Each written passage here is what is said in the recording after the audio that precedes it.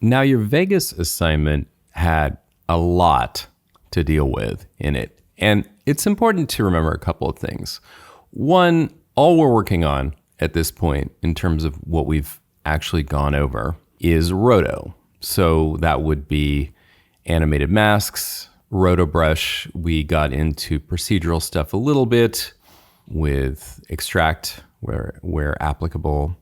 But there was more needed than that in the scene. And there were even things that I actually didn't anticipate. But I can see that a lot of people ran into trouble with this shot. And specifically, if we look at it one frame at a time, and 1, 2, 3, yeah, there's like 3 repeat frames. Well, turns out, if we reveal the timing on the shot, which is a set of controls you may have never revealed, these little brackets here, it's stretched to almost 300%. And it's an uneven stretch. And this is straight from Premiere Pro. So by bringing the project directly from Premiere, this is what you got. The thing is that generally for professional work, we don't really want it to work that way. Now, granted, Quentin Tarantino likes this effect, but here's what we would do, especially in this case, because it's going to work probably pretty well. Let's see. So select the layer. And under the frame blending controls, which if you're mostly an animator, you may not have really run up against. You animate on 2s deliberately, let's say. This is like animated on 3s, not deliberately. So what we're going to do is turn that on right there at the top. My tooltip calls this frame blending. And there are 3 different settings. By default, it's off.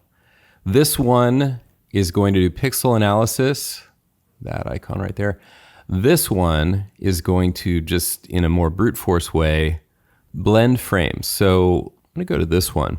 And this particular shot is a great candidate for this because the movement is very well-defined and gradual. So if it was like, if we were looking at the ocean, that would be a problem. Waves, a lot of detail, a lot of motion blur, those kind of things would be difficult. This is very crisp and clear motion, going very slowly. And I'm going to zoom in here because this is almost invisible. Like, can you tell which are the original frames and which are the fabricated ones? No, but again, if you couldn't see it clearly, if I turn this off, without it, it's repeating a bunch of frames. And let's just try the frame kind of cross blending mode. This one's okay too. I think that in motion, it's still gonna look kind of jittery. And often this setting, which is using the equivalent of the time warp effect, isn't gonna do such an awesome job. So beware. Okay, so that was kind of an unfair thing. That was meant to be a gotcha. It just was a thing that snuck in here. But I will say that if you work with editorial, they will do stuff like this all the time. And they will expect that the After Effects artist be the one to fix it because we've got way better tools. We've got time remapping and we have these elegant options. So just be aware of it. Next thing, in this particular example, this student did an awesome job of composing this shot. And as did everyone, actually. I think everyone was making this shot their own as a designer. And I would encourage you to go even further with that. Now, in this case, what was nice about this is there was this sort of lighting awkwardness where the light is clearly kind of coming from above and to the right, even though you only get a couple hints of it. But still, if you're looking, you can see it. And now the building actually basically matches that. So that's great. Other students solved it by lowering the contrast. That's fine. The thing is, if you're going to take over the scene as a designer, you could go ahead and even fix things that are a little distracting, like whatever the heck is going on over here. I think the billboard could just extend out to cover that. Generally, I found that this part of the frame is just so jumbly, and it was a problem I had from the beginning that makes this, again, somewhat of an unforgiving set of shots to work on, or at least this master shot, because when you shoot something intentionally as opposed to using stock footage, you are careful to compose the shot in a certain way and be very intentional about what's going to be in it. So again, we're only just learning about some basic things here. Now, Here is the first of a few examples we'll see of inserting the tiger, and I'm going to get to that in a moment. With this particular example, I wanted to also just call out this comp at the end. So the camera lens blur effect, which I'll reset here, you can use it just by increasing the blur radius, which is initially what this student did. And then the other thing you would obviously do is repeat edge pixels. And that's good in the sense that you can see that the door is already out of focus. He's in very shallow depth of field. So whatever's behind him should be way out. And we even have other references, because if we look at the non-composited shots, they're very soft and they've got bokeh effects. There's bloom happening to the highlights. Here, with the effect at this default setting, we're not getting as much of that bloom, but you can add it. So I'm going to raise the gain a bit. If you don't raise the gain at all, you're not going to see the effect. But then what you want to do is lower the threshold here, and you're going to see things start to blow out back there. And in this particular shot, the sky was already overexposed in white, so I'm not going to push too hard on this one. The saturation is, if you're doing something like, say, blurring out lighting, like neon, you might need to try to boost the saturation. That is looking a little bit more blown out the way that the other shots in here are. One other thing I want to point out, this student got a really nice head roto using RotoBrush. There's this funny thing going on over here where the student punted and left this soft kind of blob, which, honestly, I didn't pick it immediately. I don't think you'd get away with this with a client, but it was not a bad solution to cut it short on this one. There was a fine roto of the rearview mirror. The issue was with the money. Now, I'm going to tell you that he flicks the money 4 times in the shot, and the money's got solid edges. So that, as a roto, once you're experienced, would probably be 15 or 20 minutes. But at the same time, I respect all of you working on this. You had to prioritize, you had to choose, pick your battles. What did you want to work on? And so really every set of shots had compromises like this in it, because there were a lot of things that you could kind of finesse to death in here. This example has a very strong color look on it. The way this was achieved was with the curves effect. I have these open over here. And, I applaud this in that the student wanted to try to give this really specific look. So that's what it looks like without it. You're familiar with that. And this is with. Now, the thing with color correction on the first pass is about matching and about optimizing. But then you get into color looks, which is this territory that we're in here. And with color looks, it's a whole different ballgame of what is the style and the feel and the emotion of what you're creating. And ultimately, what you're trying to do is create a feeling with a color look. Now, in this case, when I look at this, I see kind of a vintage look. Honestly, this feels like kind of a 1960s kind of film process going on here. Not 100%, but the way it's kind of pale and muted, and this was carried through on all the shots. I also see this is very high contrast here in the wide. So again, this feels kind of like what a 1960s film process would have done. This also looks kind of that way. I don't know why this particular project would call for that, but I just wanted to recognize the student doing this. The other thing I would say is I personally don't do this work with levels and curves almost ever, unless you know exactly what you're going for. Doing it with curves is going to be kind of tough. I would say that this succeeded in terms of it does consistently have this specific kind of look to it. When we look at these individual shots, and again, I'm bypassing the tiger for now. We're going to go back and talk about the RotoBrush on the tiger. But let's just zoom in here and remember that zoomed in is effectively how your shots are when they end up on an HD monitor. Now you can see kind of the problems here. So the billboard is softer than what's behind it, and that should not be. And the roto around the sign, I think the student just ran out of time to deal with the lights and was probably trying to do them in kind of an automated way, and it didn't really work out. So that is a little more challenging, but solving the focal depth problem is one that you do actually want to take care of and not let things be sort of like the sign in this case is pretty far out of focus. So why is the building less so and the sign in sharp focus? Likewise, on this last shot, there's just no depth of field at all. The mat around the car door is a little chunky. So I think this was mostly a timing thing, but also probably not an awareness of camera lens blur or how or why to use it. I would also note that the logo in this case doesn't match the look that was applied to the rest of this.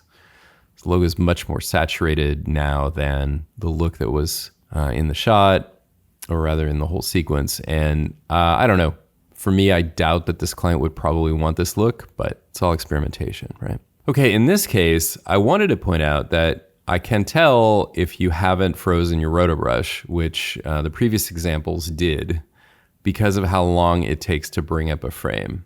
So do that. We've got this issue with the interlacing on this shot, and boy, I think I'm going to actually have to call that one out because that's also not good, and it's kind of weird that this shot had this. Now, maybe it was such a low budget job that they're not going to fuss over it. It's probably the case because honestly, you're only going to get this nowadays if you're using stock footage as we were. But these lines are used to create more frames when shooting, and almost nobody shoots that way now, even as opposed to a decade ago. Cameras will record every other line to help with data rates, or they used to. Most cameras don't need to do that anymore. So the way to solve this is to go into interpret footage. And now, unfortunately, you're left to mess around. Now, if you haven't looked through these settings very closely, one thing we could do here, notice the frame numbers, if you can see them down here at the bottom, are ridiculously large. This thing is starting at a frame that is over 1 million. So you could set that to 0. And if I say, okay, now my frame numbers look normal. And it reset my view. So this is gonna be a little bit of a back and forth where it's resetting my view every time I mess with this, but I wanna zoom it in like this so you can see it. I'm gonna go back to interpret footage because what we weren't trying to solve was not the starting time code. I'm just pointing out that that's there, but the field. So first thing I'm gonna do is click on this guess pull down thing. And ideally, I would have this position so I could just look at it rather than having to repo it every time. So maybe I'll just try it like that. There's still a problem. So that didn't work. So I'm gonna undo and try again. This time I'm just gonna say separate fields, and I'll just pick one. Let's go with upper, and let's try lower. Okay, lower looks like it kind of solved the problem on this frame. So now that looks more like a normal frame without all the stripiness, right? And there are repeat frames happening here. So I think what actually happened, this is so messed up, but stock footage and the frames look like they're out of order. It looks like this went through a couple different passes and got messed up. It should not be behaving like this.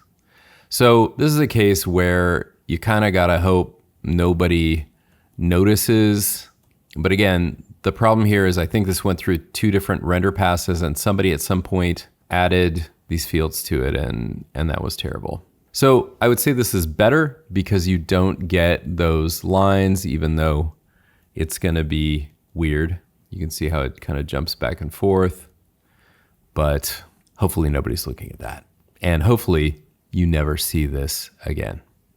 The lights in this case are very successful. So let's just take a look at how that was done. So we are talking about lots of little masks looks painstaking, but if you look a little closer, you can see that you could duplicate and reposition the same mask a lot when it's linear. And yeah, you have to rotate it when you go around the corner. But again, one of those ones that initially is like, oh, that's not going to be fun. I don't want to do that. Like, won't RotoBrush do it? But in fact, it's a static shot. And so this was a great solution. Here's a case where the student was organizing layers, motion graphics style. So everything in the master comp. And these are individual shots. So I appreciate it when I'm reviewing these that the other ones we looked at were actually divided into shots as pre-comps. But that's not really the most important thing here. So the thing I wanted to call out in this case is just the general composition here.